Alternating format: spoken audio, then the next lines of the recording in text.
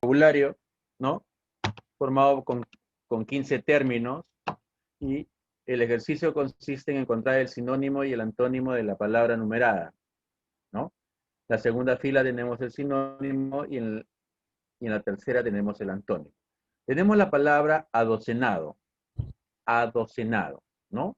Adocenado es la persona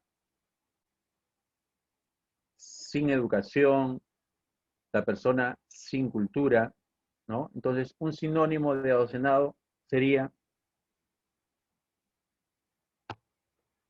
¿cuál sería un sinónimo de adocenado? Personas sin educación, personas sin cultura, ¿no? Un sinónimo puede ser vasto, rústico, vulgar.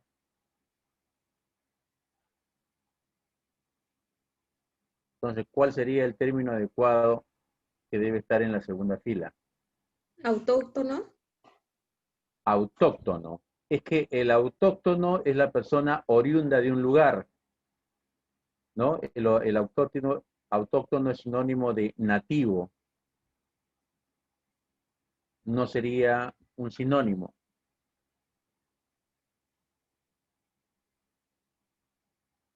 Persona sin educación, sin cultura. ¿De quién estamos hablando? Del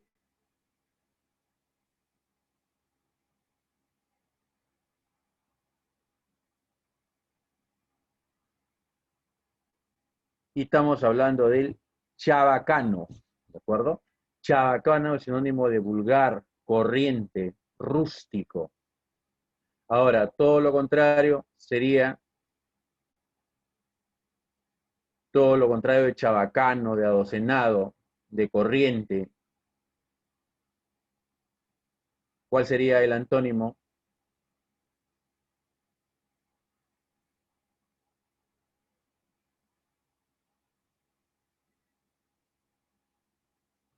¿Cuál sería, chicos?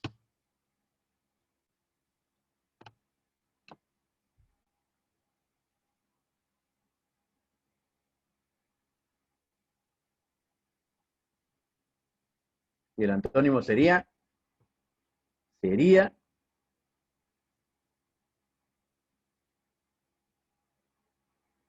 profe, refinado, sí.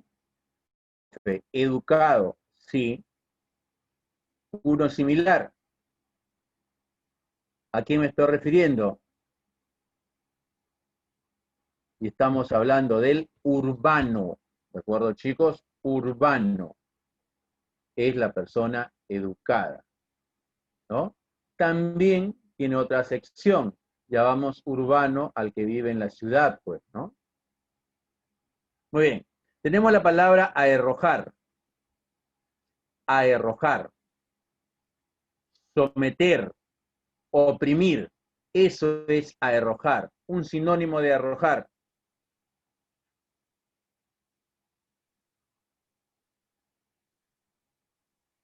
¿Cuál sería?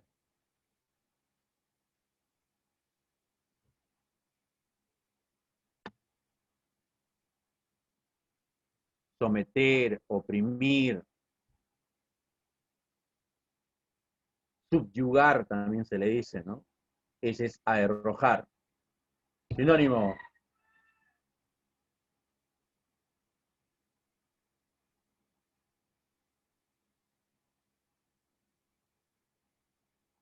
No lo recuerdo.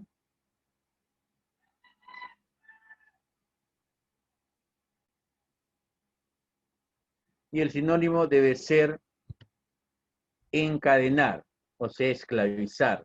Ese es aerrojar, encadenar, oprimir, someter. Y todo lo contrario, facilísimo. Todo lo contrario, encadenar, a oprimir. ¿Cuál sería el término propicio?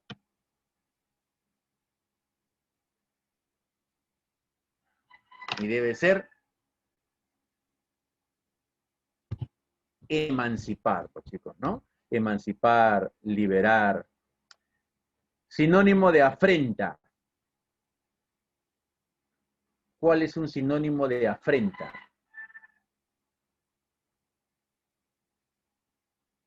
¿Qué es una afrenta? Una ofensa, un insulto.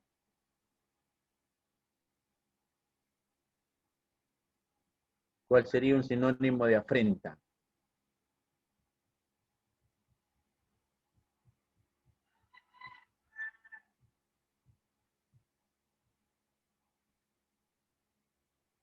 Y debe ser un agravio, ¿de acuerdo? Y todo lo contrario a un agravio, a un insulto, a una ofensa,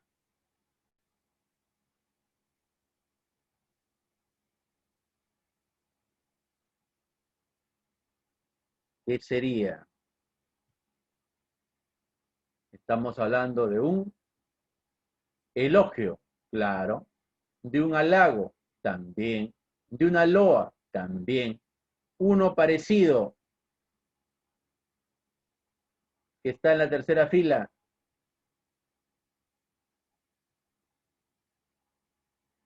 y estoy hablando de un encomio, chicos, ¿de acuerdo? Un encomio es un halago, una loa. Alcázar, sinónimo de alcázar.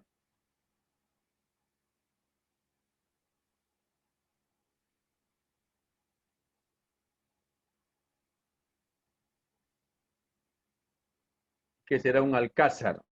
Es una fortaleza y debe ser un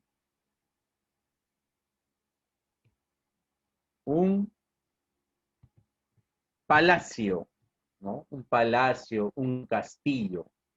Y todo lo contrario a un palacio, un alcázar, un castillo, ¿qué sería? Puede ser una covacha, Cuchitril. un- una choza. En otras palabras, lo escuché por ahí. Cuchitril. Claro, muy bien. Un cuchitril, ¿de acuerdo? Tenemos la palabra altivo. ¿A quién llamo altivo? Estamos hablando de la persona soberbia, de la persona creída. Sinónimo.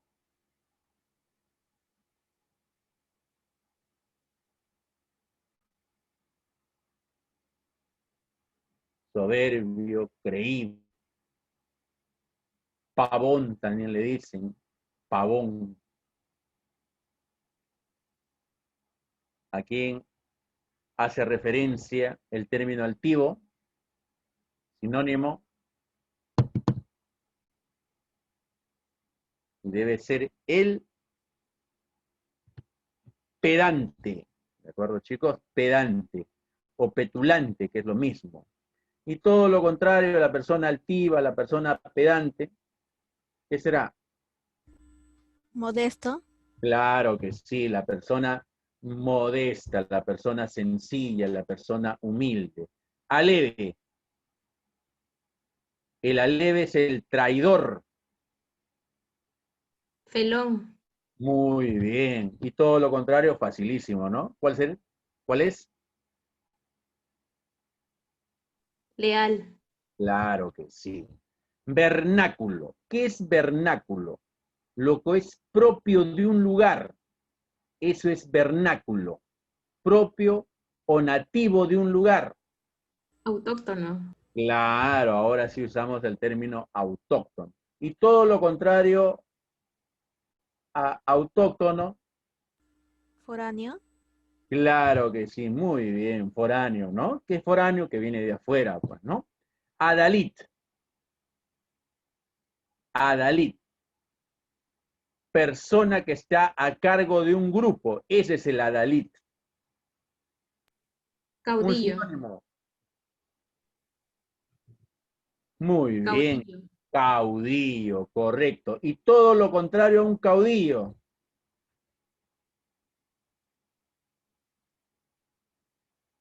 Todo lo Seguidor. opuesto a un líder. ¿Cuál es? Seguidor. Claro que sí, el seguidor, el discípulo, el alumno, ¿no? Amedrentar, facilísimo, ¿no? Amedrentar.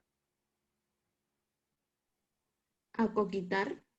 Acoquinar, muy bien, o sea, atemorizar, ¿de acuerdo? Ese es amedrentar, acoquinar. Todo lo contrario.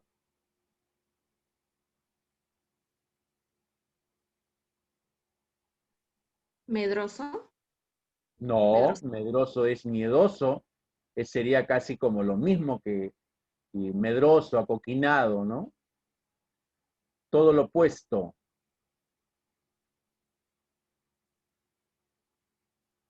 Acoquinar. Y es atemorizar, acobardar.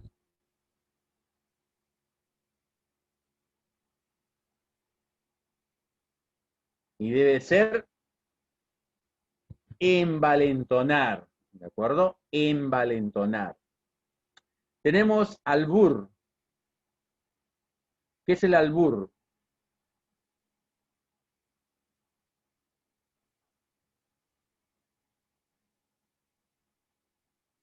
Y el albur es el azar.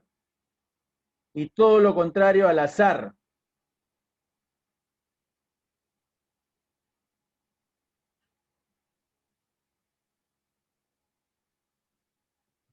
Y debe ser la seguridad, la certeza, pues, ¿no?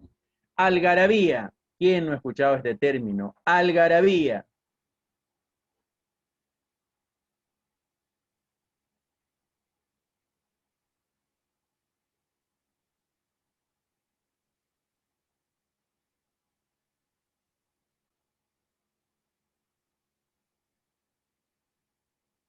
Sinónimo de algarabía. Bullicio, ¿no? Pero no hay... Alboroto. Claro, muy bien, el alboroto. Y todo lo contrario al alboroto, a la algarabía, será Mutismo. el mutismo. Muy bien. ¿Qué es el mutismo? El silencio, pues, ¿no? A ver, facilísimo. Esta palabrita la hemos trabajado varias veces. Sinónimo de senil.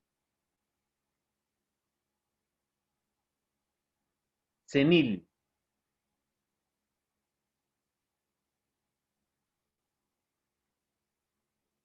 Persona de muy avanzada edad, pues. Ese es el senil. El decrépito. El anciano. Longevo. Claro, muy bien. El longevo. Todo lo contrario al longevo. Efebo. Muy bien, que es niño o adolescente. Denuedo.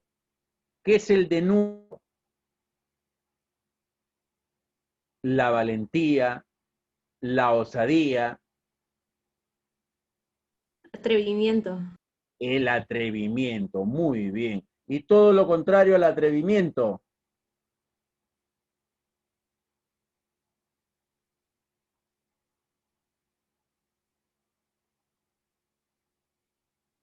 Todo lo opuesto al atrevimiento.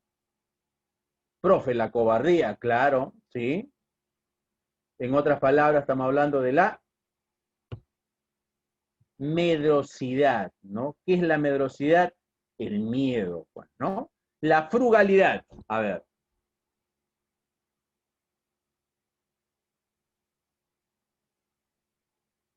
¿qué es la frugalidad? Es la serenidad, el equilibrio. En otras palabras, Moderación. la moderación. Correcto. Ahora, estrictamente, cuando te dicen frugal, ¿no? Es, ¿no? Que eres una persona muy moderada, sobre todo al comer, ¿no? El frugal es la persona moderada al comer. Entonces, todo lo contrario debe ser la persona exagerada, pues, al comer. ¿Cómo lo llamo? Voracidad. Velocidad. Claro, la voracidad, ¿no? El voraz, ¿no? Muy bien. Barruntar, fácil, la única que queda, ¿no? Es sospechar, presentir, en otras palabras, estamos hablando de intuir. Y todo lo contrario a intuir, a sospechar, a presentir, es inadvertir, ¿no? Bien, chicos, hemos terminado con este pequeño vocabulario, palabritas que para los chicos que aspiran a postular, ¿no?, a la universidad, vienen, ¿no?, siempre en todo tipo de ejercicios, ¿no? El que va a San Marcos, ustedes me pueden decir, pero profe, yo voy a San Marcos, no me toman sinónimos, pero dentro de una lectura van a encontrar varias de estas palabritas y si no sé interpretar su significado, sencillamente me voy a perder, pues, ¿no? No voy a saber a qué se refiere, ¿no?, qué connotación tiene. Pero si yo manejo, ¿no?, todos estos vocablos, automáticamente sé la intención del autor, sé lo que el texto me quiere informar y se hace más sencillo interpretar todo tipo de lectura. Bien, chicos, ahora sí pasamos a nuestro material. La semana pasada estuvimos desarrollando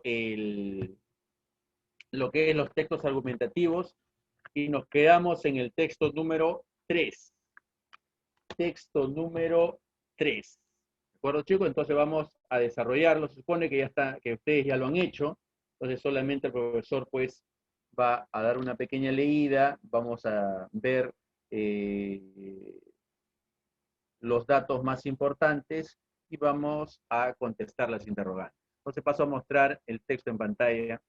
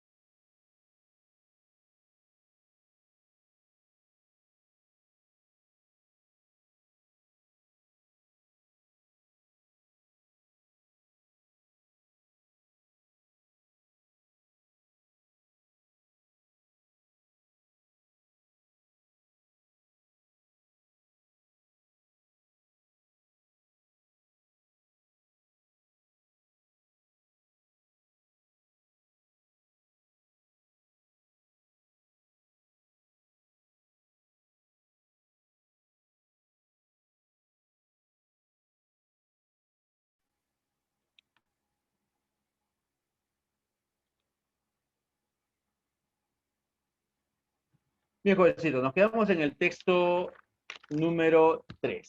A ver, veamos. ¿Qué nos dice? Las elucubraciones a priori, ¿no? A ver, las elucubraciones a priori, bien, las elucubraciones sobre todo son las reflexiones, ¿no? A priori quiere decir a partir de ideas previas a la experiencia, pues, ¿no? Entonces, las elucubraciones a priori me fastidian tanto como cualquiera. Me parece dudoso todo lo que la escolástica defiende porque en lugar de indagar, afirma desde el principio. Su objeto es construir atrincheramientos, ¿no? Ahí atrincheramiento se refiere a defensas, alrededor de un prejuicio y no descubrir la verdad. Acumula nieblas y no rayos de luz. Depende del procedimiento católico que excluye la comparación, la información, el examen previo. Se trata para ella de escamotear, ¿no? Escamotear quiere decir ocultar, disimular. La adhesión de dar argumentos de fe, de suprimir la investigación. Para convencerme, sin embargo, es preciso no tener prejuicios y empezar con la sinceridad crítica. Hay que orientarme, mostrarme las cuestiones, su origen, sus dificultades, las diversas soluciones intentadas y su grado de probabilidad. Hay que respetar mi razón, mi conciencia y mi libertad. Todo lo escolástico es ilusorio. Los datos son falsos y preconcebidas las premisas. Lo desconocido se supone conocido y todo lo demás se deduce de él. La filosofía, en cambio, es libertad total del espíritu y por consiguiente la independencia de todo prejuicio religioso, político o social. No está basada en un punto de partida, ni cristiano, ni pagano, ni monárquico, ni democrático, ni socialista o individualista. Es crítica e imparcial. No ama más que una sola cosa, la verdad. Tanto peor si eso desordena las opiniones fabricadas de la Iglesia, del Estado, del medio histórico en que el filósofo ha nacido. La filosofía es, en primer término, la duda y luego la conciencia de la ciencia, conciencia de la incertidumbre y de la ignorancia, la conciencia de los límites, de los matices, de los grados, de los posibles. El hombre vulgar no duda de nada y no sospecha de nada. El filósofo es más bien circunspecto. Circunspecto quiere decir, pues, sensato, racional, ¿no? Incluso es impropio para la acción, pues aún viendo menos mal, porque aún viendo menos mal, quiere decir viendo mejor que otros el fin, mide demasiado bien su debilidad y no se engaña sobre sus probabilidades. El filósofo es el hombre en ayunas en medio de la embriaguez universal. Descubre la ilusión de la cual las criaturas son el complaciente juguete. Es menos víctima que otros de su propia naturaleza. Juzga más sanamente el fondo de las cosas. En eso consiste su libertad, ver claro, estar desilusionado, darse cuenta. La filosofía tiene por base la lucidez crítica. Su cima, ¿no? Su cima se refiere al punto más alto que podría alcanzar, pues, ¿no? Sería la intuición. ¿Qué es intuición? El presentimiento, pues, ¿no? De la ley universal, del principio primero y del fin último del universo. Su primer deseo es no engañar, el segundo comprender. La emancipación del error es la condición del conocimiento real. Un filósofo es un escéptico, ¿no? Y ya sabemos que un escéptico es el que desconfía de todo, pues, chicos, ¿no? Que busca una hipótesis plausible, ¿no? Plausible es admitible, ¿no? Aceptable, para explicarle el conjunto de sus experiencias. Se imagina que ha encontrado esta clave, la propone a otros, pero no la impone.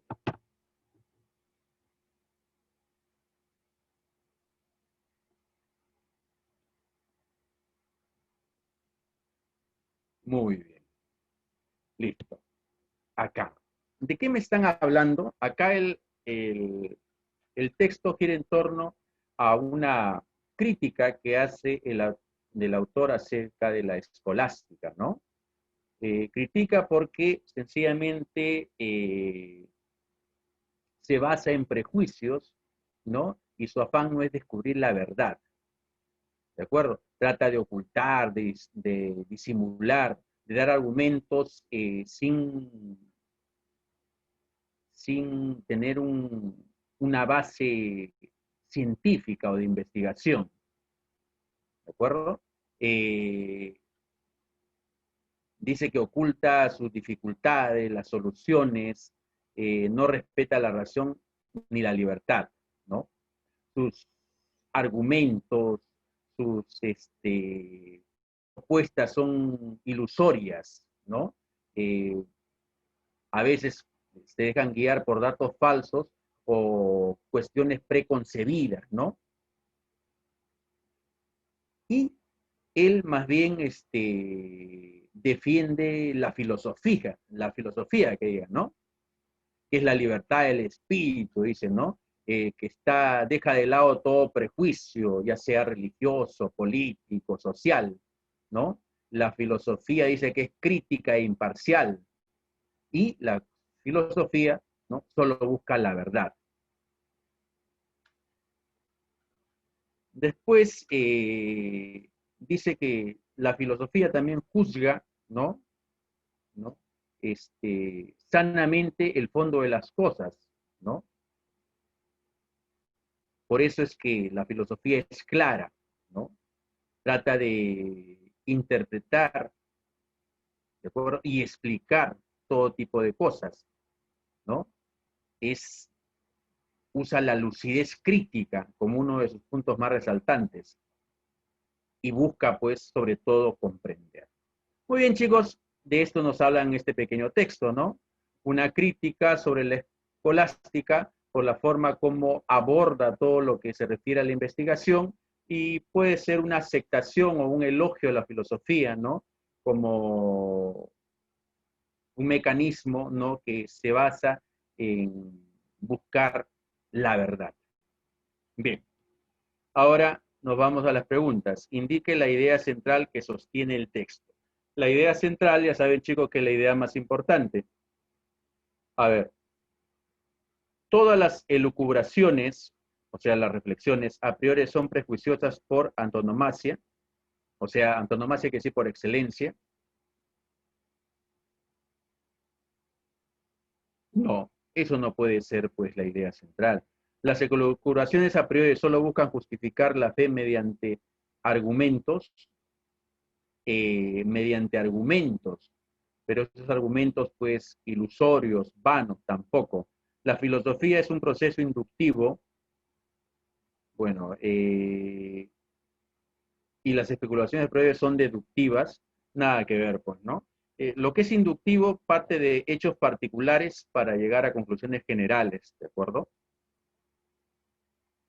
Y las especulaciones no pueden ser deductivas, pues. La filosofía es la verdad total del espíritu, está libre de todo prejuicio escolar. Esta es la respuesta adecuada. Debe ser la alternativa D. La filosofía es la libertad total del espíritu y está libre de todo prejuicio escolástico, ¿no? Me dicen, en el texto desordena tiene el sentido de desordena. A ver, ¿dónde está desordena?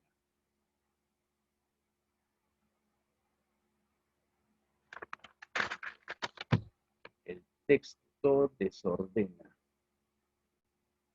Acá lo tenemos. Tanto peor si eso desordena las opiniones fabricadas de la iglesia. Desordena. ¿Ah? Articula, no puede ser. Dispone, tanto dispone las... No. Y debe ser cuestiona. Cuestiona, chicos, debe ser la respuesta adecuada. Cuestiona. Cuestiona. Piensa tampoco, pues, ¿no? No tiene nada que ver, piensa con ese término. Marque la alternativa que es incompatible con el contenido del texto. Ya sabemos que una idea incompatible es una idea que no tiene relación con la lectura. Veamos, la escolástica se basa en la verdad para... No, de ninguna manera, pues, ¿no? Automáticamente, si yo he entendido mi texto, sé que la escolástica no se basa en la verdad, pues, ¿no? Se basa en cuestiones ilusorias, en cuestiones que no son bien explicadas. A ver, veamos la B. En los escolásticos las premisas son preconcebidas, eso es verdadero. La filosofía está libre de todo prejuicio verdadero, apela siempre a la duda, claro, ¿no? El filósofo sobre todo es escéptico, ¿no? Desconfiado. Y la respuesta correcta es la alternativa A. Del texto se puede inferir que la principal diferencia entre las elucubraciones a priori y la filosofía radica en que en aquellas priman, a ver, ¿cuál es la diferencia? ¿No? Radica en que en ellas priman, que priman en la escolástica, las deducciones, los prejuicios, pues, los prejuicios. Debe ser la alternativa de diferencia entre las elucubraciones y la filosofía. Y si la filosofía estuviese dominada por el prejuicio, ¿no? Por las ideas preconcebidas, estaría sometida a su vez por la reflexión. No, nada que ver, pues. La reflexión es el análisis, el pensamiento. La duda sería parte esencial de su práctica. Tampoco, porque la duda es parte de la filosofía, pues, ¿no? No sería una actividad crítica ni imparcial. Y esa debe ser la respuesta adecuada, ¿no? Dominada por el prejuicio, no sería una actividad crítica ni imparcial, la alternativa C. Muy bien, nos vamos al texto 4, texto 4A. A ver, veamos.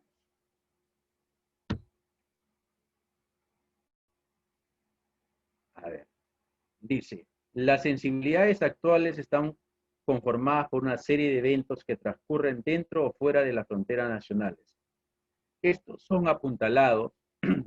Cuando me dice apuntalado debe ser, son sostenidos, ¿no? Son apoyados por una poderosa maquinaria de socialización a escala planetaria, ¿no? A escala mundial. Así, el que cientos de miles de personas se declaren hincha de equipos como el Barcelona o el Manchester United, en nada debe sorprendernos, como tampoco lo hace el que poblaciones de muchachitos de todo el mundo enloquezcan al escuchar la misma canción de Justin Bieber o el hecho de que exista una conciencia global frente a los problemas medioambientales que sufre el planeta. La sensibilidad actual se ha globalizado y por lo tanto resulta infructuoso perseguir a través de los textos literarios un arraigamiento de las identidades nacionales, además de señalar la nueva forma en la que se gesta la sensibilidad.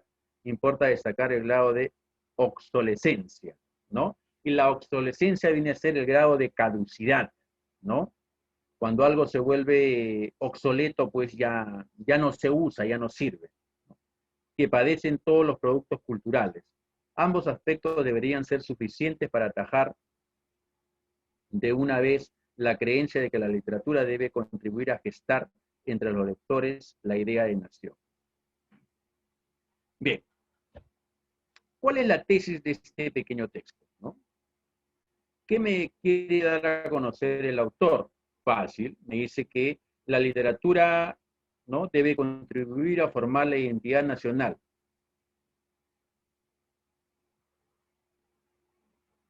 Ese pensamiento, según el autor, no tiene validez, ¿no? Es erróneo. ¿De acuerdo? Es erróneo que la literatura pues, contribuya a la gestación, ¿no?, o a la lucha por la identidad nacional.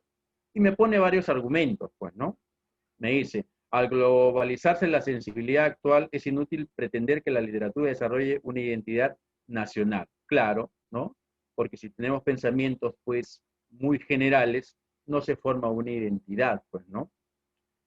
Otro argumento podría ser, al tener los productos culturales, ¿no? Los productos culturales también se incluyen las obras literarias, un grado de obsolescencia que los hace rápidamente obsoletos o anticuados, entonces la influencia de la literatura pues es pasajera, ¿no? O sea que no perdura, podría ser otro argumento. Bien, ahí tenemos entonces lo que piensa el texto 4A. Vamos al texto 4B. A ver, ¿qué nos dice? La ficción literaria constituye uno de los pocos géneros discursivos que permite a los sujetos de una formación social identificarse con el lugar que habitan, con la cultura que experimentan, con la nación en la cual nacieron.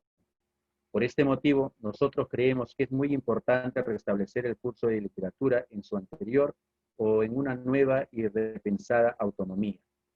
Pero no se trata de que con ello debamos imaginar una idea de nación homogénea, todo lo contrario. A través de la literatura, las personas podrán aprender y comprender la diversidad cultural de nuestro país y por lo tanto ser más comprensivos y solidarios con aquellas personas que tienen prácticas culturales distintas. Sin embargo, la literatura no solo puede generar mejores ciudadanos, sino también que es capaz de articular lazos de pertenencia entre los millones de peruanos que vivimos en nuestro país y el mundo. Muy bien. Y acá tenemos un texto contrapuesto, ¿no? Acá en la tesis del texto 4B que dice que la literatura puede contribuir significativamente a la formación de la identidad nacional. Todo lo contrario al texto 4A. Da argumentos, claro, dice que la literatura es un género discursivo que permite nos identifiquemos con nuestra cultura y nación, ¿no? Esa identificación nacional que la literatura genera fomenta la diversidad cultural del país, ¿no? Y nos hará pues más comprensivos y solidarios, me dice. Y la literatura también vinculará más a los peruanos que están fuera, ¿no? Que están dentro y fuera del país. Muy bien, ahí tenemos estos dos textos contrapuestos, ¿no? Tienen tesis distintas, ¿no? Contrarias. Nos vamos a las preguntas. A ver, ambos textos presentan las ideas contrapuestas respecto a qué, ¿no? Sobre qué punto de vista, ¿no?, tienen esta oposición. A ver, veamos. De la función que debe cumplir la literatura en la conformación de una identidad nacional. Esta creo la respuesta, claro. Del papel que juega la ficción, no, ficción literaria, nada que ver. Del rol que le toca desempeñar la literatura en el marco de las sensibilidades actuales, tampoco. Si la literatura y la cultura deben apuntar o no a ser una identidad de carácter global.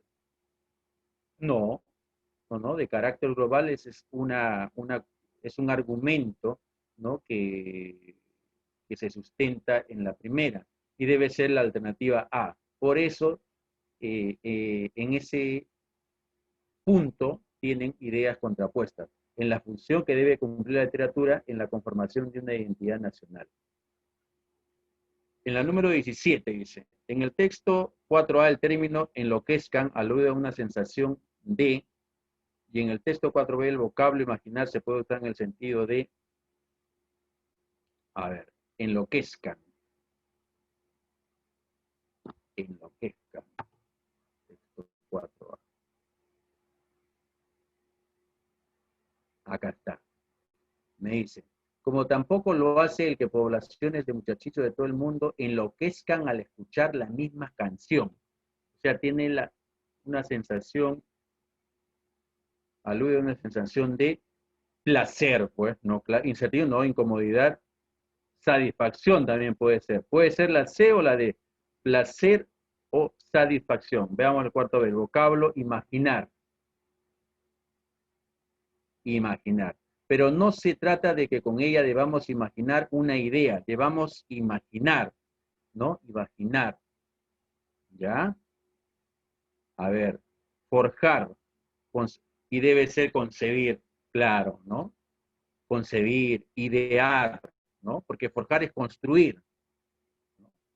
Muy bien, y debe ser la alternativa C, placer y concebir la respuesta adecuada. La mención a la rápida obsolescencia de los productos culturales por parte del autor del texto 4A tiene como propósito, a ver, ilustrar el valor efímero que tienen las novelas en la actualidad, resaltar la fragilidad de las relaciones sociales de los jóvenes,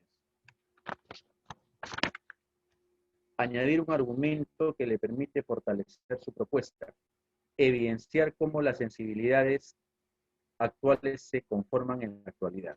Muy bien, evidenciar cómo las sensibilidades actuales se conforman en la actualidad. No, pero eso no tiene nada que ver con la obsolescencia. Y la respuesta correcta debe ser la alternativa C, añadir un argumento que le permita fortalecer su propuesta, ¿no? Porque el autor menciona la obsolescencia de los productos culturales como un segundo argumento para demostrar que la literatura ya no puede formar una identidad nacional, pues, ¿no? En ese sentido, la obsolescencia refuerza el primer argumento, que decía que la sensibilidad actual es mundial, global, y no nacional. Entonces, debe ser la alternativa C, la respuesta adecuada. 19. Respecto al contenido del texto 4B, resulta incompatible pretender que la formación literaria en secundaria permitiría, ¿ya? Incompatible, que los escolares del país apreciaran todas las culturas de nuestro país, pero eso es compatible. A ver, formar subjetividades adecuadas para el engrandecimiento nacional, compatible también. Formar la idea de la complejidad nacional entre todos los estudiantes, compatible. Que los educandos rechacen todo tipo de referente cultural, aquí está. Esa es la alternativa D, es el incompatible. ¿Por qué? Porque nos dice que la literatura puede desarrollar la identidad nacional, pero eso no implica que al valorar nuestro país tenga que rechazar, pues, otra cultura foránea o extranjera. ¿De acuerdo? Entonces, los dos rechacen todo tipo de referentes, no, de ninguna manera, ¿no? Debe ser la alternativa D. Última pregunta, dice, el hecho de que el curso de literatura haya desaparecido del currículum nacional, ¿no? ¿Listo? Ha generado un gran malestar de estudiantes escolares. Bien podría construir un argumento a favor de la propuesta del texto 4A. Implica que el terreno cultural, la globalización, irrebatiblemente triunfó. No, nada que ver. Suscita un grave problema en la facultad donde se estudia la carrera. No, y debe ser la alternativa B. Bien podría construir un argumento a favor de la propuesta del texto A. Porque si el curso de literatura desapareció del currículo nacional, eso puede llevar a pensar que la utilidad como elemento formativo, como medio educador de la nacionalidad, pues se ha perdido, ¿no? Entonces, por consiguiente, ¿no? Puede ser un argumento a la propuesta del texto A. Debe ser la alternativa B la respuesta adecuada. Muy bien, nos vamos al texto 5. A ver, ¿qué nos dice el texto 5? En la producción social de su vida, los hombres contraen determinadas relaciones necesarias e independientes de su voluntad.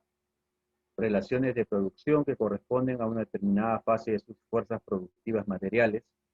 El conjunto de esas relaciones de producción forma la estructura económica de la sociedad, la base real sobre la que se erige una superestructura política y jurídica y a la que corresponden determinadas formas de conciencia social. Se erige, quiere decir se construye, se levanta, ¿no? El modo de producción de la vida material condiciona el proceso de la vida social, política y espiritual en general. No es la conciencia de los hombres la que determina su ser, sino por el contrario, su ser social el que determina su conciencia. Al llegar a una determinada fase de su desarrollo, las fuerzas productivas materiales de la sociedad chocan con las relaciones de producción existentes, o, lo que no es más que la expresión jurídica de esto, con las relaciones de propiedad dentro de las cuales se han desenvuelto hasta allí. De formas de desarrollo de las fuerzas productivas, estas relaciones se convierten en trabas suyas y se abre así una época de revolución social. Muy bien. ¿De qué trata centralmente el texto? ¿De qué trata? De la oposición entre las relaciones de producción y las fuerzas productivas en una fase del desarrollo social, ¿no? Ese era nuestro tema central. ¿Cuál es la idea principal? ¿Qué es lo que trata de sustentar el autor? Que en una etapa determinada del desarrollo social, las relaciones de producción están en conflicto con las fuerzas de producción, convirtiéndose en trabas, ¿no?, u obstáculos de ellas, ¿no? Entonces, de eso me hablan en este pequeño texto, ¿no? Ahora, la tesis refutada por el autor sostendría que la tesis refutada por el autor, o sea, la tesis que el autor contradice, ¿no? El ser social posee trascendencia. La conciencia social es inexistente. La conciencia prima sobre el ser. La estructura económica es estática, ¿no?, y debe ser la alternativa C. La conciencia social prima sobre el ser, ¿no? Porque el texto nos dice, no es la conciencia de los hombres la que determina su ser, sino por el contrario, su ser social el que determina su conciencia.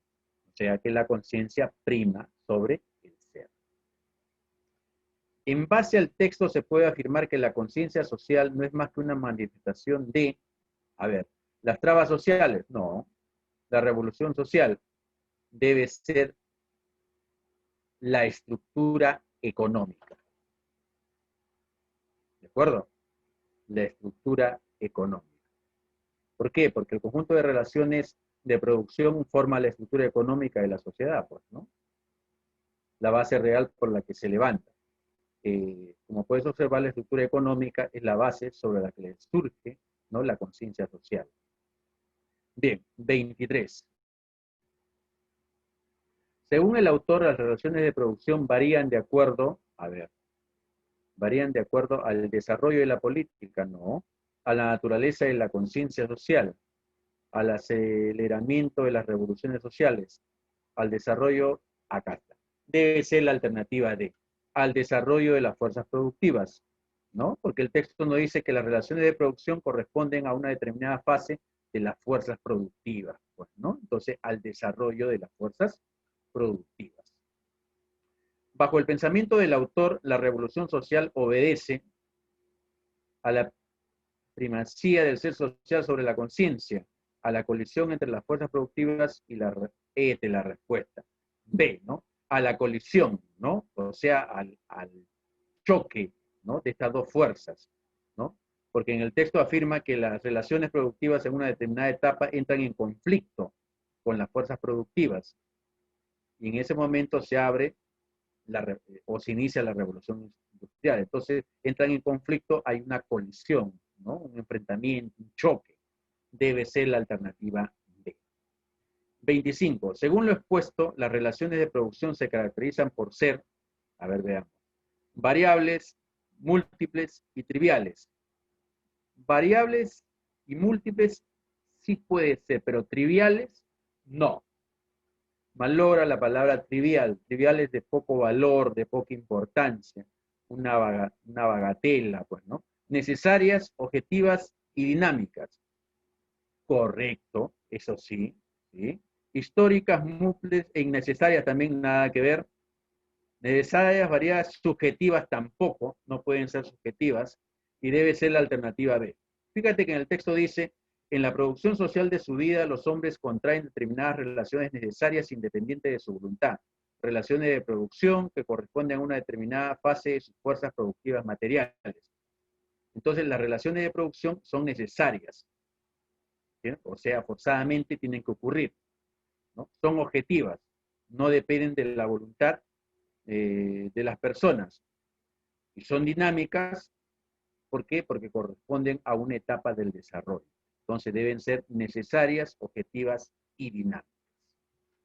Muy bien, nos vamos al texto 6. Me dice, el divorcio entre la obra universitaria y la realidad nacional, constatado melancólicamente por Víctor Andrés Belaúnde, pero que no lo había embarazado para graficar a la universidad con el título de Encarnación única y sagrada de la continuidad histórica patria, ha dependido exclusivamente del divorcio, no menos cierto, aunque menos reconocido, entre la clase dirigente y el pueblo peruano. Belaúnde escribía lo que sigue. Un triste destino se ha cernido sobre nuestra universidad y ha determinado que llegue finalmente un fin profesional y tal de esnobismo científico, pero no un fin educativo y mucho menos un fin de afirmación de la conciencia nacional. Al recorrer rápidamente la historia de la universidad se destaca este rasgo desagradable y funesto, su falta de vinculación con la realidad nacional, con la vida de nuestro medio, con las necesidades y aspiraciones del país. La investigación de Belaúnde no podía ir más allá. Vinculado por su educación y su temperamento a la casta feudal, adherente al partido que acaudillaba uno de los más grandes representantes, Belaúnde tenía que detenerse en la constatación del desacuerdo, sin buscar sus razones profundas. Más aún, tenía que contentarse con explicárselo como la secuencia de un triste destino. Ahora, ¿de qué me hablan acá? Me hablan del divorcio entre la obra universitaria y la realidad nacional, ¿no? Ese sería nuestro tema. En eso gira todo el texto. ¿Cuál es la idea principal? ¿No? Que el divorcio que existe entre la universidad y la realidad nacional se debe al divorcio entre la clase dirigente y el pueblo peruano, ¿no? Divorcio en el sentido de tener diferentes ideas, diferentes formas de abordar un problema, de ver una realidad social, ¿no? A eso se refiere con el divorcio. O también puede ser a objetivos que no son comunes. ¿Correcto, chicos? Entonces dice, en el texto el término graficar hace alusión a una expresión sarcástica.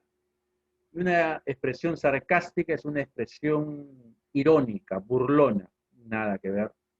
Un mensaje de elogio. Mensaje de elogio tampoco, no es una alabanza. Un enaltecimiento infundado. Sí, correcto, debe ser la alternativa C. Porque fíjate que Belaúnde, cuando graficaba la universidad, la elogiaba como encarnación única de patriotismo, ¿no? A pesar de saber que entre la universidad y la realidad nacional existe un divorcio. Por lo tanto, es un elogio o enaltecimiento infundado, ¿no? Quiere decir sin un sustento real, pues, ¿no? ¿De acuerdo?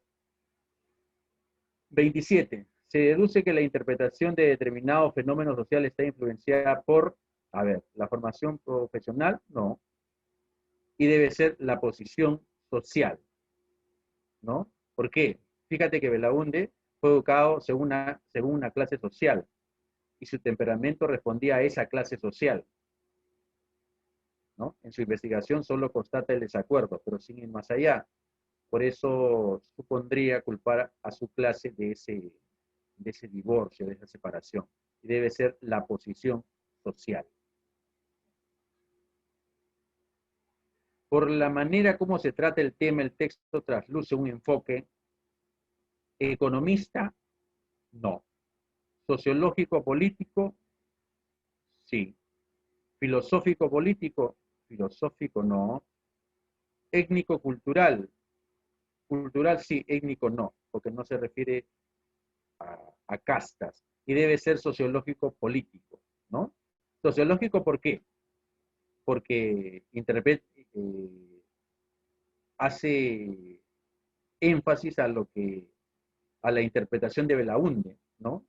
A partir de su posición social, sociológico.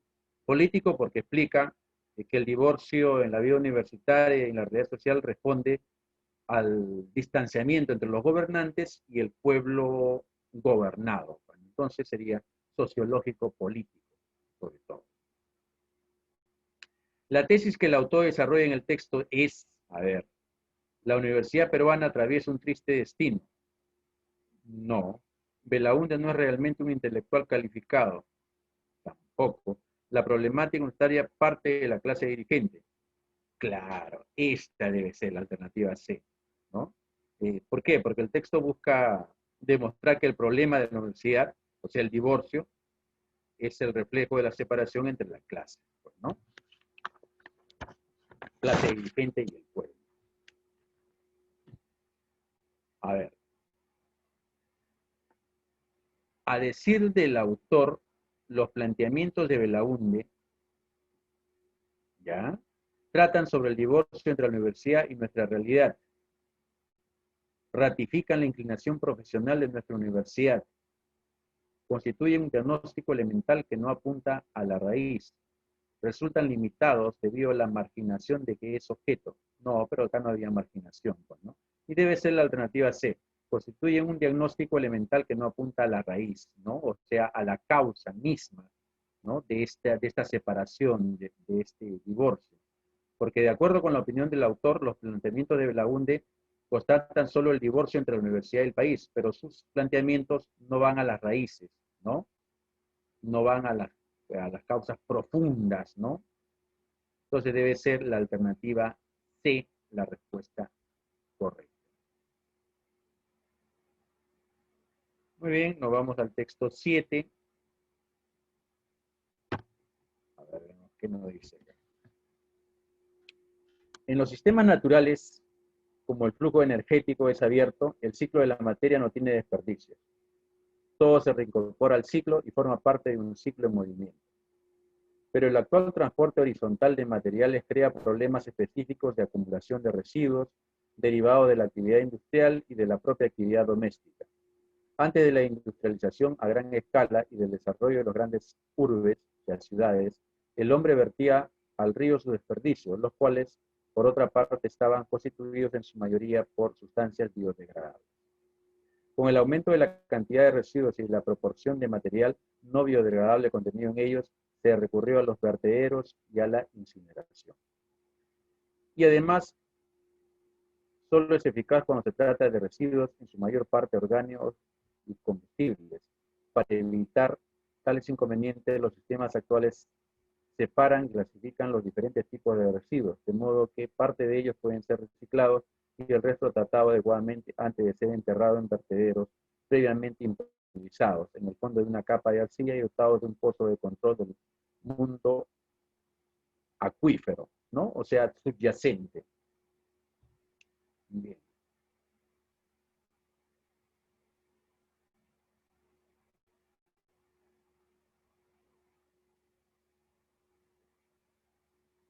Acuífero, subyacente. Bien. Ahora, ¿cuál es el tema? ¿De qué me habla?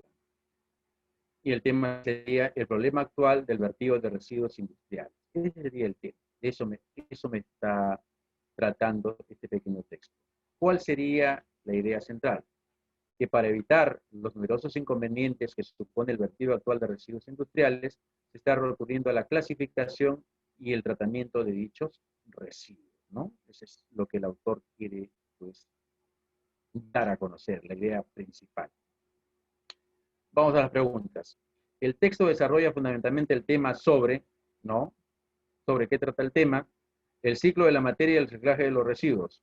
No, y debe ser la alternativa B, la forma de tratamiento de los desperdicios, ¿no? Porque el texto se centra en los modos como actualmente se puede afrontar el problema de los desperdicios industriales y domésticos. Entonces debe ser la alternativa B, la forma de tratamiento de los desperdicios. Según el texto, el vertido y la incineración son formas adecuadas de tratarlo. No, pues, de ninguna manera. ¿Reincorporan los residuos al ciclo de la materia? Tampoco. ¿Contaminan el agua y generan gases tóxicos? Correcto, ¿no? Esa es la respuesta adecuada, la alternativa C, ¿no? ¿Por qué? Porque el texto dice, actualmente el vertido de residuos industriales sólidos presenta numerosos inconvenientes, el más grave de los cuales deriva de la posibilidad de que de materiales tóxicos pasen a los cursos de agua o filtren en las capas freáticas, ¿no? ¿No? Son capas que contienen agua, ¿no? Subterránea, ¿no? La incineración, por otra parte, produce gases nocivos, entonces contaminan el agua y generan gases tóxicos, la alternativa C.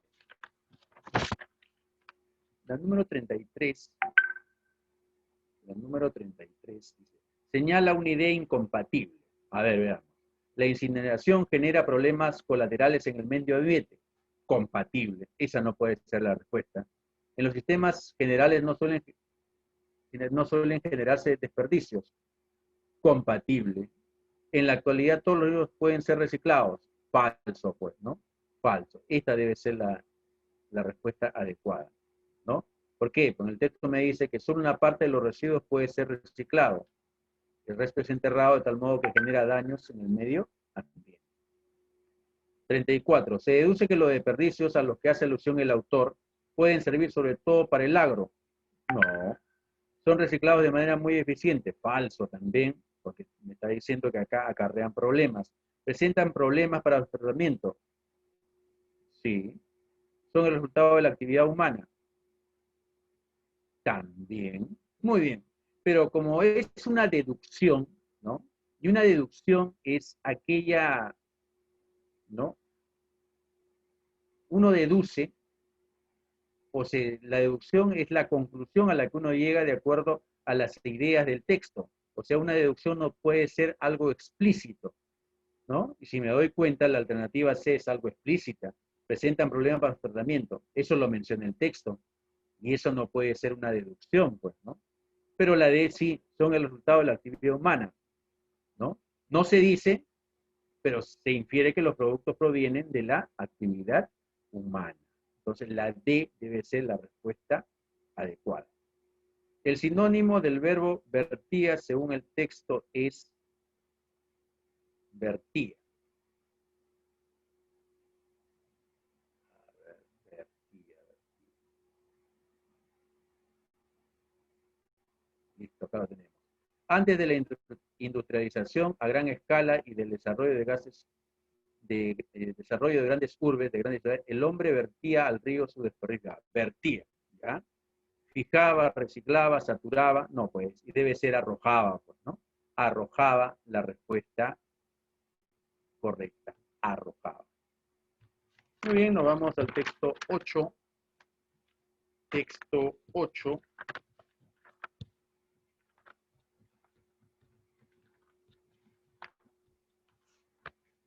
A ver, veamos. ¿Qué me dice el texto 8? ¿Qué me dice el texto 8? La justicia es la primera virtud de las instituciones sociales, como la verdad lo es de los sistemas de pensamiento. Una teoría, por muy atractiva y esclarecedora que sea, tiene que ser rechazada o revisada si no es verdadera. De igual modo, no importa que las leyes e instituciones estén ordenadas y sean eficientes, si son injustas han de ser reformadas o abolidas. Cada persona posee una inviolabilidad fundada en la justicia, que incluso el bienestar de la sociedad como un todo no puede atropellar. Es por esta razón por la que la justicia niega que la pérdida de libertad para algunos sea correcta por el hecho de que un mayor bien sea compartido por otros. No permite que los sacrificios impuestos a unos sean sobrevalorados por la mayor cantidad de ventajas disfrutadas por muchos. Por tanto, en una sociedad justa, las libertades de la igualdad de ciudadanía se toman como establecidas definitivamente. Los derechos asegurados por la justicia no están sujetos a regadeos políticos ni al cálculo de intereses sociales. La única cosa que nos permite asentir a una teoría errónea, y ahora asentir es aceptar, ¿de acuerdo? A una teoría errónea es la falta de una mejor. Análogamente, una injusticia solo es tolerable cuando es necesaria para evitar una injusticia aún mayor. Siendo las primeras virtudes de la actividad humana, la verdad y la justicia no pueden estar sujetas a transacciones. Muy bien. ¿Cuál es el tema acá? ¿De qué me hablan? Me hablan de la justicia, pues, ¿no? ¿Qué te dicen de la justicia? Que la justicia, como base de la igualdad y derechos que no están sometidos, ¿no?, a la actuación de la política ni a los intereses sociales, ¿no? Eso es la idea central, ¿no? La justicia, como base de la igualdad, ¿no?, no está sometido a la acción de la política ni a los intereses sociales. Y acá tenemos algunas ideas que la refuerzan, ¿no? Dice, cada persona tiene una inviolabilidad basada en la justicia, ¿no? La justicia no permite que los sacrificios de uno sean sobrevalorados para dar ventajas a los otros. Una injusticia solo se tolera cuando es para evitar una mayor. Si las leyes o instituciones son injustas, han de ser reformadas o absueltas, ¿no? Entonces de eso me hablan en este pequeño texto. Ahora, me dicen, vamos a las preguntas. El autor del texto fundamentalmente propugna que la verdad es fuente de todas las virtudes conocidas por el hombre y esta es la base de una teoría. Cuando me dicen fundamentalmente propugna, o sea, principalmente defiende, pero acá no te habla de la verdad, pues, ¿no? Acá el tema es la justicia. Y en lo principal debe estar siempre la justicia. B, la justicia es una virtud que defiende al individuo incluso frente al bienestar de una mayoría. Puede ser esta. Las leyes deben ser justas y eficientes. Y si no lo son, estas deben ser reformadas. La justicia depende de la verdad para poder realizarse, pues la verdad es el fin último de las teorías. No, la D tampoco no encaja. No tiene nada que ver la verdad. Y debe ser la alternativa B. La justicia es una virtud que defiende al individuo incluso frente al bienestar de una mayoría. Claro, pues, ¿no? Porque me dicen que debe ser individualista la justicia, ¿no? No porque sencillamente es benigna con unos para perjudicar a otros, debe ser aceptada de ninguna manera. Debe ser la alternativa B. El término transacciones puede ser reemplazado en el texto por transacciones. A ver, vamos a ver. A ver, ahí. La verdad y la justicia no pueden estar sujetas a transacciones, o sea, a negociaciones, pues, ¿no? Y de acá la respuesta debe ser B, a convenios, ¿no? A pactos. Resulta incongruente con el texto sostener que, incompatible, la verdad determina el nivel de igualdad que existe entre los seres humanos. La verdad y la justicia no pueden estar sujetos a arreglos o transacciones. En una sociedad justa se da por descontada la igualdad de la ciudadanía. Una injusticia es tolerable cuando su propósito es evitar una mayor. A ver, veamos. Bien. La respuesta correcta, la B es compatible. La verdad y la justicia no pueden estar sujetas a arreglos o transacciones verdaderos. En una sociedad justa se da por descontado la igualdad de ciudadanía. No, esta puede ser la incompatible. ADD. Una injusticia es tolerable cuando una propuesta es evitar una mayor. Correcto, ese es verdadero. La verdad determina, la verdad, el nivel de igualdad que existe entre los seres humanos. La verdad. Sí, correcto también. Y debe ser la alternativa C. En una sociedad justa se da por descontado la igualdad de ciudadanía. No necesariamente, pues, ¿no? No necesariamente. A partir del texto se puede sostener que la justicia legitima legitima la fuerza de los sistemas de pensamiento. No. Las personas tienen derechos inviolables fundados en la verdad. Los intereses sociales apoyan a la verdad y la justicia. La igualdad entre los seres humanos se funda en la justicia. Y debe ser la alternativa D. ¿De acuerdo? La igualdad entre los seres humanos se funda en la justicia. ¿De acuerdo? Ella es la base, ¿no?, de la igualdad. Y eso es lo que sostiene, pues, principalmente el autor. Si la justicia no asegurara la inviolabilidad de los derechos de la persona, entonces se podría llegar a transacciones con la justicia de acuerdo a intereses sociales. Sí, podría ser. Es posible que no se reconociera la igualdad entre los seres humanos. No, falso. Las teorías no podrían explicar la relación entre justicia y verdad. Falso. La justicia sería la más importante de las virtudes conocidas para el hombre. No, pues no sería la más importante porque no va a asegurar, pues, que a una persona, pues, no vulnere sus derechos, pues, ¿no? Entonces debe ser la alternativa A. Se podría llegar a transacciones, ¿no?, con la justicia de acuerdo a intereses sociales, o sea, a pactos, a convenios. Muy bien, chicos, nos vamos al último texto, el texto 9.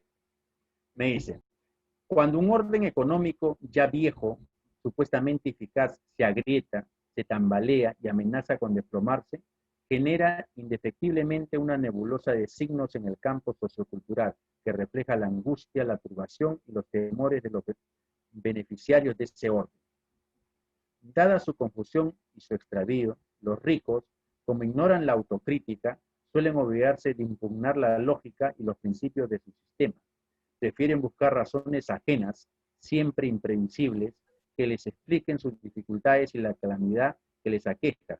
Sienten entonces la gran tentación de especular con fuerzas oscuras, con potencias ocultas, con la magia o la irracionalidad. A favor del shock petrolero de inicio de 1970, florece en todos los campos esa tendencia a la explicación mágica, y de este crujido indeterminable que nos dejan de producir casi todas las economías occidentales, nos llega hoy un eco dislocado, perturbado, sobre todo a través del cine que procede en particular de Estados Unidos, ¿no? Bien, ¿de qué me hablan acá? Me hablan de la decadencia de un orden social, o el caos y la confusión de un orden social, ¿no? ¿Cuál sería la idea principal? Pues cuando un orden económico se desploma, ¿no?, los adinerados, los ricos, los opulentos, buscan razones ajenas para explicar sus errores y dificultades, negándose, pues, a ser autocríticos. Esa sería la idea principal. Ahora me dicen, de acuerdo al contexto señalado, los signos socioculturales son utilizados para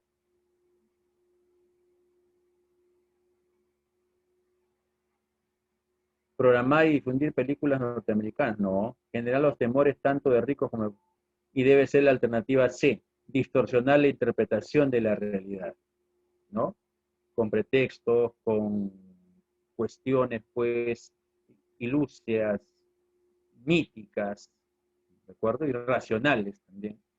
La expresión razones ajenas se interpreta como prefieren buscar razones ajenas, o sea, teorías científicas no puede ser, pues, propuestas ilusas, causas no, y debe ser causas no auténticas, ¿no? Más que propuesta ilusa, causas no auténticas. A partir del manejo que se hace del cine se deduce que, ¿ya?, el arte puede ser utilizado con fines políticos. Sí, claro que sí, para distorsionar, para ocultar, ¿no? Los políticos están interesados por él, no, pues las películas despiertan el espíritu crítico, a diario, pues, ¿no? Hacen que trastocan la realidad, ¿no? Los ricos no disfrutan realmente tan absurdo. Y debe ser la alternativa A.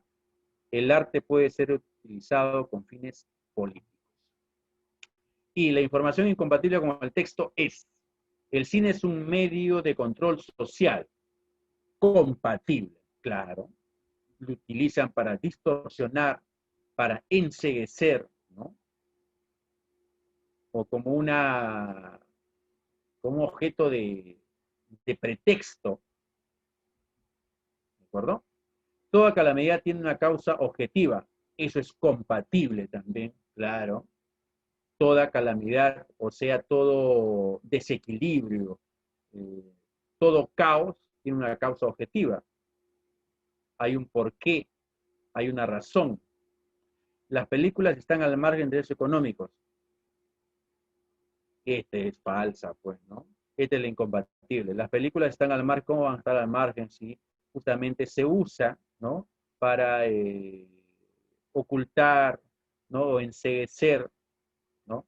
A esta clase opulenta o venerada que busca, pues, seguir, seguir, ¿cómo les puedo decir? Ejerciendo el poder, ¿no? Y tratan de desorientar, ¿no? al pueblo. Entonces la alternativa C debe ser la incompatible. Ahora, veamos la D. La angustia y la turbación reflejan la... Claro, sí, claro que sí. Angustia y turbación, ¿no? Sí, se lo dicen en el texto. Muy bien, chicos, hemos terminado nuestra práctica número 9, ¿no? Ahora vamos al vocabulario. A ver, para despejarnos un poco de los textos. Vocabulario. A ver, vamos a ver si encajamos nosotros acá. Que va de un lugar a otro sin elegir un lugar fijo. Facilísimo. Va de un lugar a otro. Entonces yo puedo decir que es un nómade. Profe, no, es un vagabundo. Correcto. También es sinónimo de nómade, pues, ¿no? Profe, no, es un trashumante. Correcto, también sinónimo, ¿no? Obtiene esta definición, que va de un lugar a otro sin elegir un lugar fijo. Entonces, ¿cuál sería la respuesta? ¿Cuál le ponemos al costadito? Que va de un lugar a otro.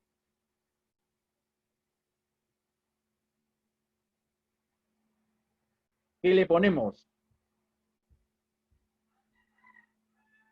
A ver, ¿quién lo dice?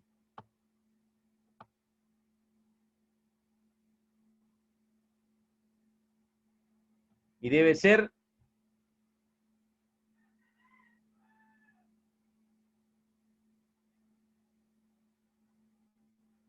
¿Qué le coloco?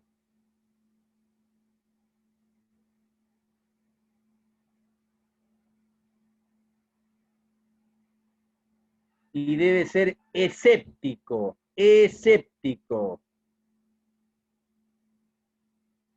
¿Todos de acuerdo con esa respuesta?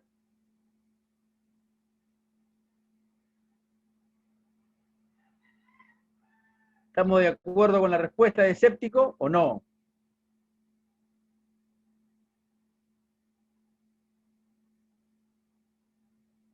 Claro que no, pues no. Una barbaridad, pues lo que yo he dicho, ¿no? Y esto me tiene que decir, profesor, ¿cómo va a ser el escéptico?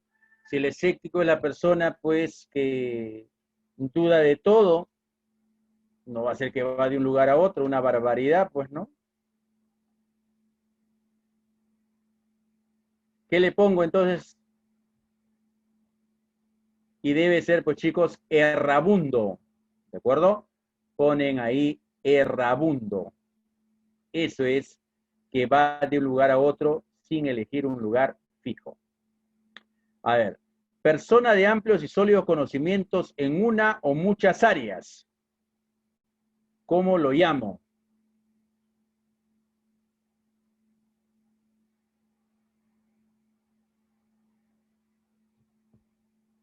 ¿Cómo lo llamo a esta persona de amplio conocimiento en muchas áreas? Profe, ¿le puedo llamar sabio? Claro. ¿Le puedo llamar sapiente? Claro. ¿Uno parecido? ¿Cuál será?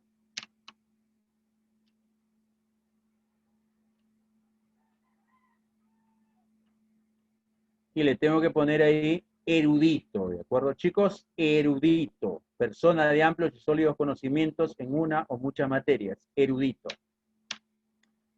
Persona pagada por otra para amenazar o realizar las actividades violentas que se les ordenen. ¿Cómo llamo a esta persona? Profe, sicario. Claro, puede ser, ¿no? Le pagas y comete actos violentos, ¿no?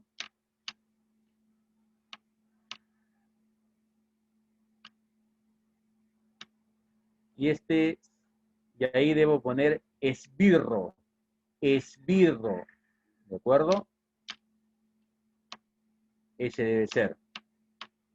A ver, nos vamos a la número 4. Enfrentamiento de poca importancia que mantiene dos grupos de personas o dos ejércitos. Facilísimo. Profe, ¿será una gresca? Pues claro que sí. Sinónimo de gresca. Y tengo que poner ahí escaramuza. Escaramuza.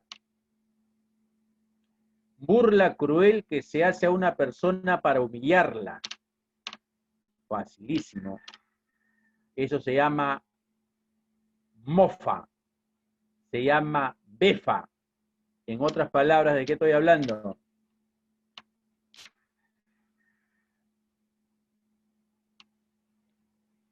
Y debe ser escarnio, chicos. Escarnio. Número 6. Terreno que es difícil de pasar por estar lleno de rocas, cortes y pendientes muy pronunciadas. Escarpado. Muy bien, escarpado. Esa es la respuesta. Dar o usar la menor cantidad posible de una cosa.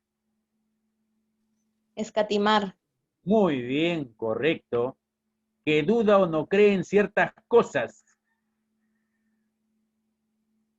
Escéptico. Muy bien, el escéptico, ¿no? Dividir algo material o inmaterial de gran importancia en dos o más partes. Escindir. Muy bien, escindir, ¿no? Separar, dividir. Que hace o cumple con exactitud y cuidado sus deberes. Minucioso. Detallista. Un sinónimo. ¿Cómo lo llamo? Que hace o cumple con exactitud y cuidado sus deberes.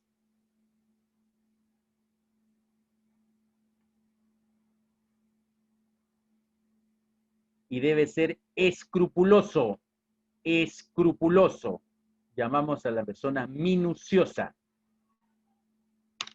Que es breve y no contiene adornos, rodeos o palabras innecesarias. El parco, ¿no? Un sinónimo de parco.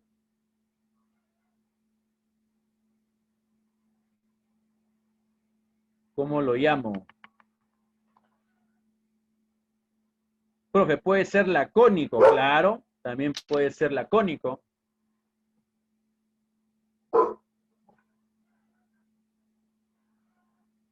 Y coloco ahí escueto, ¿de acuerdo, chicos? Escueto. Escueto se le llama.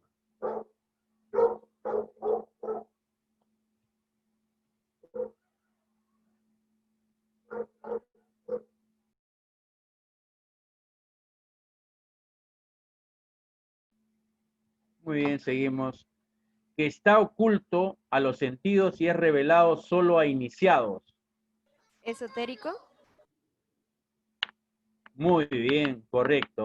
Esotérico. Muy fuerte, ruidoso, retumbante, sobre todo referido a la voz, a los sonidos.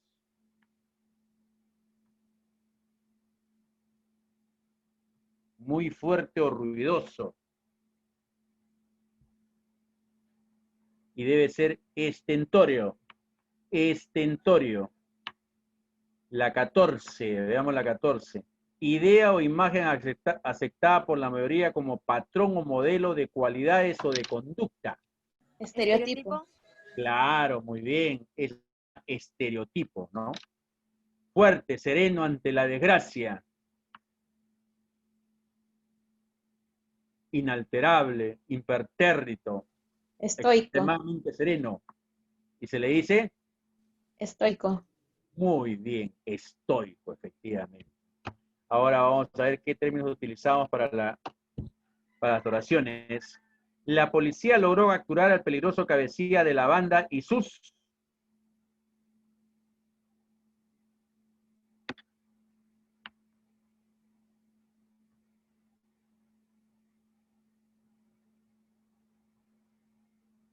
y sus...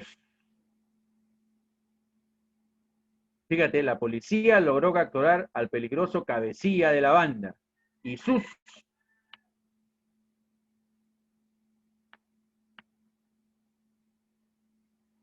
¿Qué le coloco ahí? ¿Cuál sería la palabra apropiada? ¿Esbirros? Muy bien, claro que sí. Y sus esbirros, ¿no? Personas que, ¿no? Trabajan con él, ¿no? Pagadas para hacer sobre todo actos violentos. Correcto, esbirros. Si se trata de tu salud o alimentación, no puedes gastos, compañero. Escatimar. Claro, muy bien, no puedes escatimar en gastos, pues, ¿no? Siempre se explaya en sus discursos, pero esta vez fue bastante Escueto. escueto, muy bien, bastante breve, bastante parco, pues, ¿no? 4. Si llegas a la reunión con ese traje y sombrero, harán de ti tus colegas. Escarnio. Claro, ¿no? Muy bien, harán escarnio, ¿no? O sea, se burlarán, se van a mofar de ti tus colegas. Es muy en su trabajo, por eso rara vez se le encuentra algún error. Escrupuloso. Escrupuloso, correcto, minucioso. No creo en los de mujer exitosa que venden los anuncios publicitarios.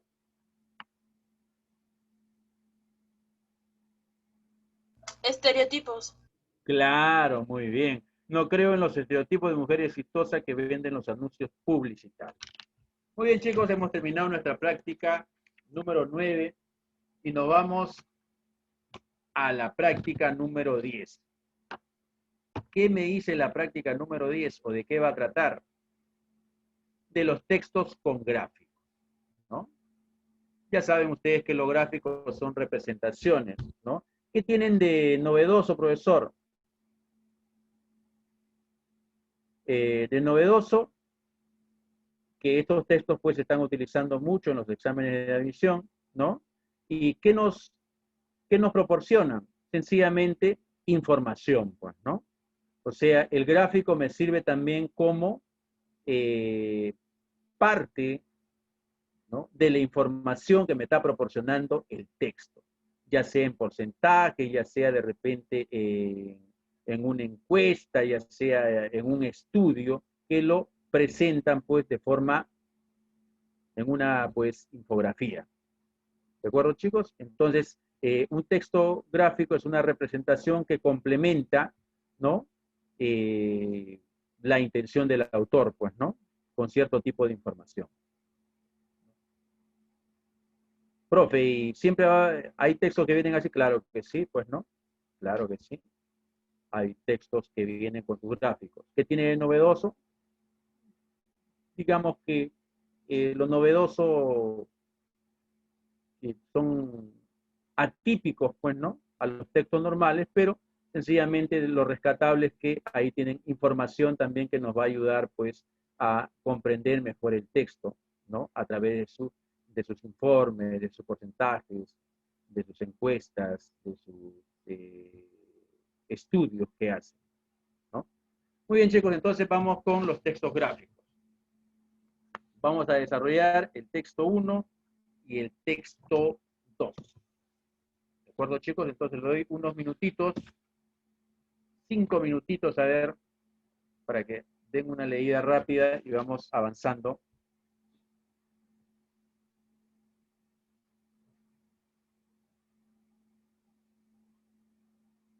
Me dicen, los esfuerzos por expandir el servicio de Internet en todo el Perú tuvieron resultados positivos en los últimos años. Sin embargo, dicho crecimiento aún es insuficiente para reducir la brecha de penetración no solo al interior del país, sino también comparado con otros países. El Ministerio de Transporte y Comunicaciones informó que el Perú ocupa actualmente el puesto 100 de un total de 177 países que integran el Índice de Desarrollo de las Tecnologías de Información y Comunicación, ranking elaborado por la Unión Internacional de Telecomunicaciones, que evalúa el desarrollo de Internet en función a 3 índices: acceso, uso y actitudes para aprovechar la tecnología. El indicador de Perú es de 4,23 puntos, el mismo que está por encima del promedio mundial de 3,0.5 puntos. Ver infografía, ahí tenemos el gráfico.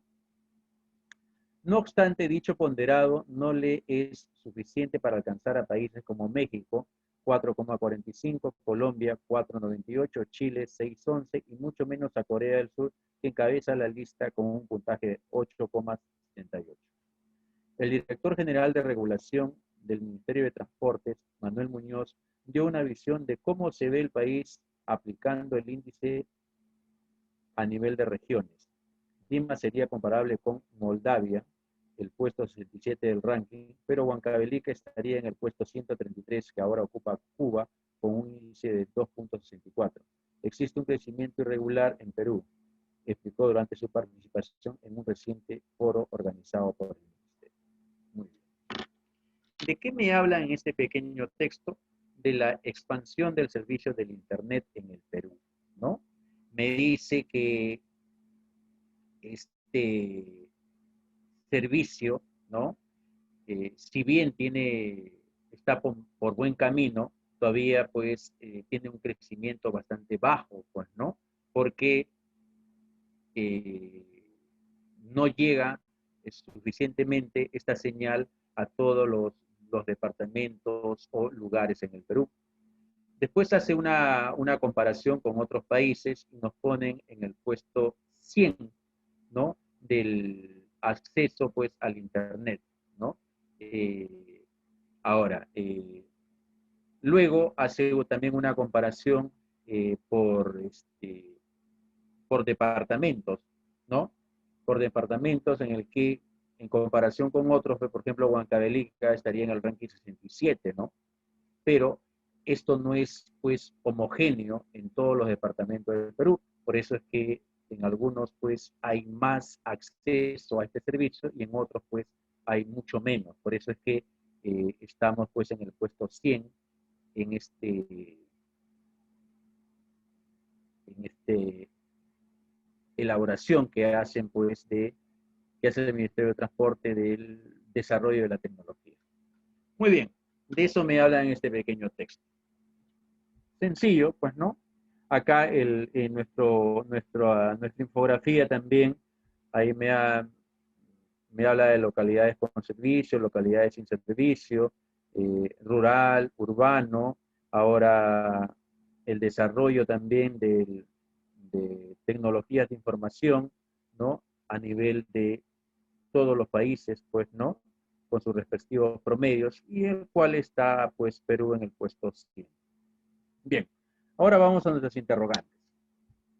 En el texto, el término penetrar tiene el sentido de, a ver, ¿no?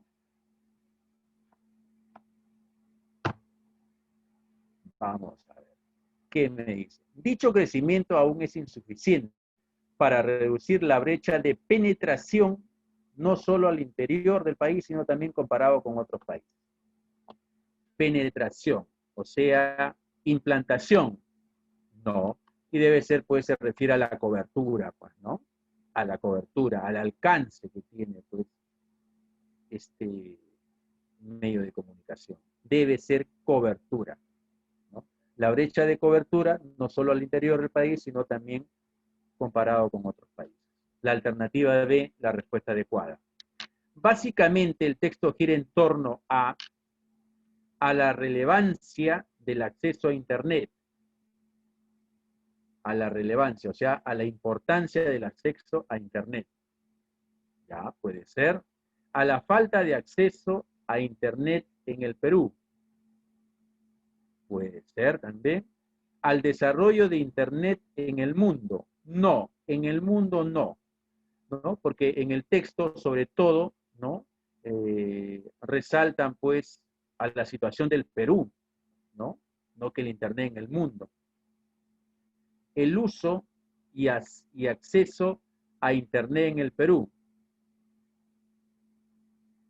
El uso y acceso a Internet en el Perú. Muy bien. Tenemos tres posibles respuestas. La relevancia, la falta de acceso y el uso y el acceso. Y si estamos hablando de lo principal, lo más resaltante, lo que el texto me desarrolla, debe ser el uso y el acceso a Internet en el Perú. ¿De acuerdo?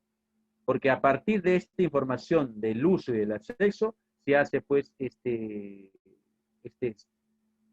da esta información, ¿no?, del Ministerio de Transporte teniendo estos datos. No me hablan de la relevancia, ¿no?, que por qué es importante, sino ¿no?, cómo va el porcentaje de acceso a Internet en los diferentes departamentos del Perú, para hacer un enfoque global de esto. Debe ser la alternativa D, la respuesta correcta. Indique la afirmación compatible con los datos vertidos en el gráfico sobre el índice de desarrollo del TIC, ¿no? ¿Qué viene a ser el TIC? Tecnología de Información y Comunicación. A ver, nos vamos a nuestro gráfico. Ahora Perú se encuentra en una posición expectante. Sí, ¿no? Expectante, ¿no? Porque 177 ir en el puesto 100, ¿no? No es muy pesimista. Y además, si me doy cuenta, cuando parten en la lectura me dice, los esfuerzos por expandir el servicio de Internet en todo el Perú tuvieron resultados positivos en los últimos años. Entonces, no hay expectativa. ¿De acuerdo? Me sentiría algo negativo, ¿no? O pesimista, si tuviera en el puesto, pues, 140, ¿no? 170 tuvieran. ¿De acuerdo? Pero sí, aceptable. Ahora, el indicador de Chile es la mitad de Corea del Sur. Vemos Chile. ¿Es la mitad de Corea del Sur? No. Esto es compatible. No puede ser. Hay una relación directa entre indicador y puesto.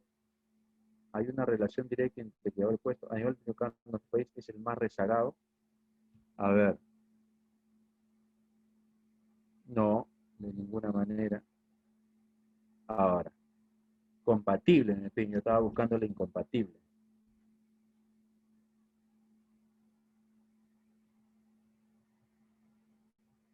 Verdadero. Es falso. Hay una relación directa entre indicador y puesto. Indicador y puesto. Sí. A nivel latinoamericano, en nuestro país, es el no. Listo. Está entre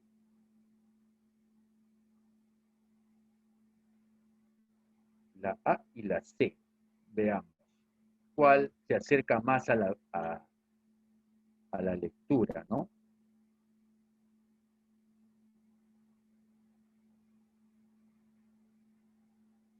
¿Cuál creen que es, muchachos? Basándonos estrictamente en el gráfico, ¿de acuerdo? En el gráfico.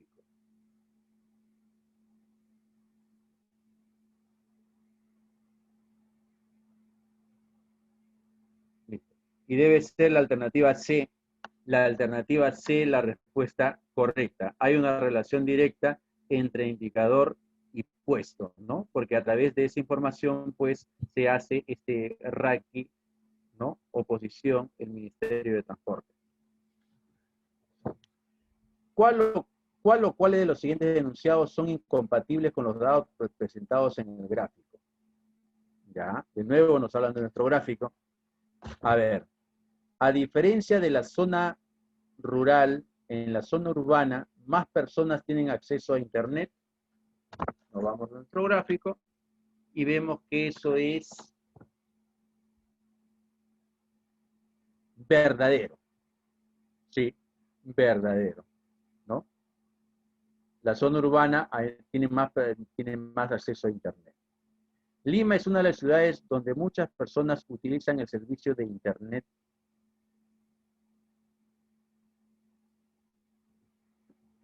Veamos.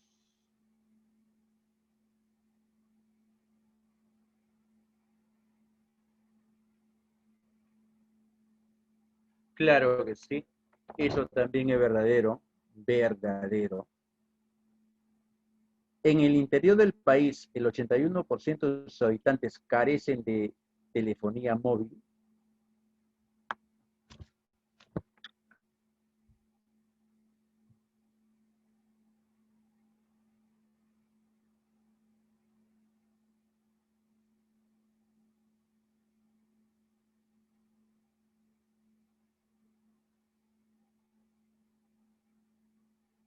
¿Y eso es verdadero o falso?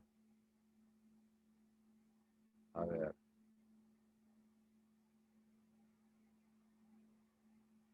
Rural, 19%. 81%.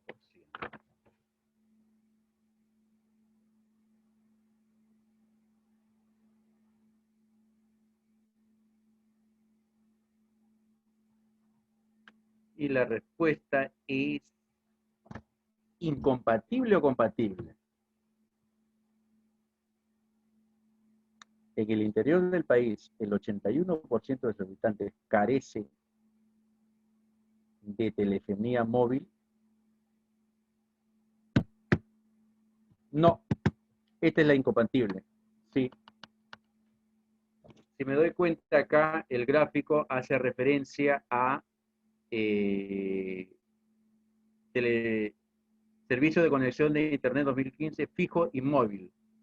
¿De acuerdo? Entonces, si me dice, carecen de telefonía móvil, el 81%, no, porque ahí está incluido los dos. ¿De acuerdo, chicos? Entonces, esta no se apega a la información del gráfico y debe ser la D. Solo 3 es la incompatible. Debe ser la alternativa D, de acuerdo a nuestro gráfico. Y nos vamos a la pregunta 5. Si solo el 19% de los habitantes de Lima tuviese acceso a Internet, ya.